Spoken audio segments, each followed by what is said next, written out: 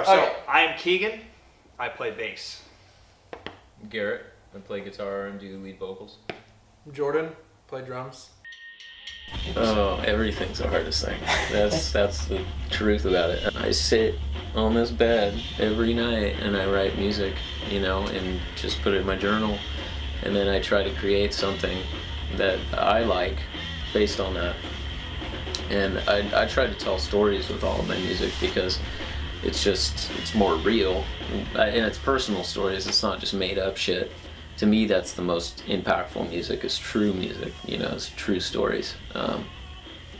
So it's kind of silly to talk about. I don't really talk about my music. I usually just sing it. What makes Garrett fantastic as a lead, singer and guitarist is that he's not, overblown about the stuff he's bringing in. It's usually simple but well thought out. It's reduced to its core elements. And Garrett says, here's a riff I really like, I feel passionately about, what can you guys do with it?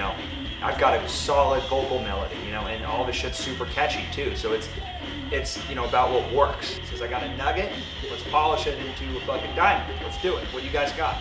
So I just walk in with that, and I'm like, this is what I got. Let's work with it. And then usually Jordan's the one that's like, well, we need something else because this is boring. He comes from the metal point of view, and so he's always thinking about what's the next riff.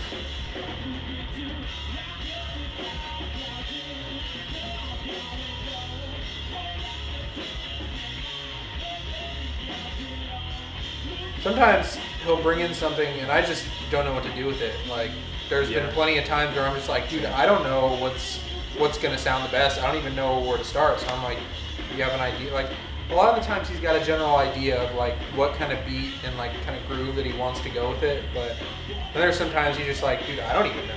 So you just kind of have to wing it. And we might go through 30 different things for a specific part and never find the right thing. Like with Burn It Down, through the first verses and stuff, like, I didn't know what to do. Like, you weren't super stoked on that. No, I was like, nothing sounds good. Everything that I play sounds like shit, and like, it almost makes you like uninspired. But eventually, you come across something, and you're like, that actually kind of works. When we go to play a song, if it's technical or especially just a new song in front of like people, like 40, 50, 60 people, it doesn't matter how many people there are, it could be 200.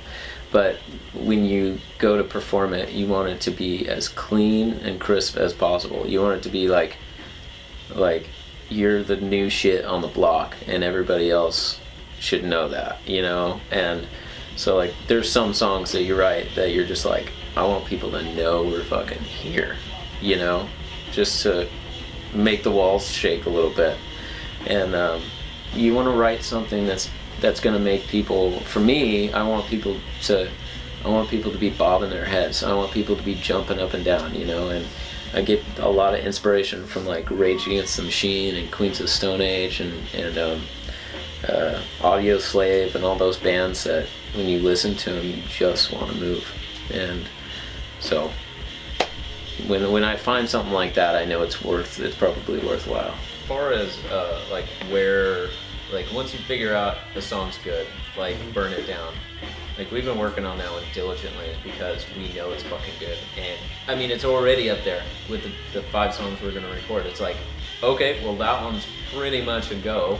Yeah. And there's already a couple that like it already, when it's gonna hit the ceiling. Yeah. And it's pretty much hit the ceiling for us. So it's okay, we have a month until showtime. How fucking clean can we get it? Because we need to perform it. Because ultimately that's the only thing that matters. We play it in the garage 100 times, but the fact is that people don't hear it, it's not worth anything. And it is worth something. So we just need to drive it into the ground until we know it like the back of our hand. So that's kind of what the stage we're in with that song. Knowing where your guitarist is going to go or where your bassist is going to go or when they're going to stop, when they're going to start, all those things are very critical to being a tight band, and before you can write the best songs in the world, you have to, play the ones you've got and play them so many times that you could be asleep and play them, you don't even have to think about it, and that's what makes it easy to be on stage and play in front of people, is that you've played this song in the garage at least probably 70 or 80 times. And so, I think the hardest part about it is stepping away from yourself and committing to it. Because it's about the music at the end of the day, period.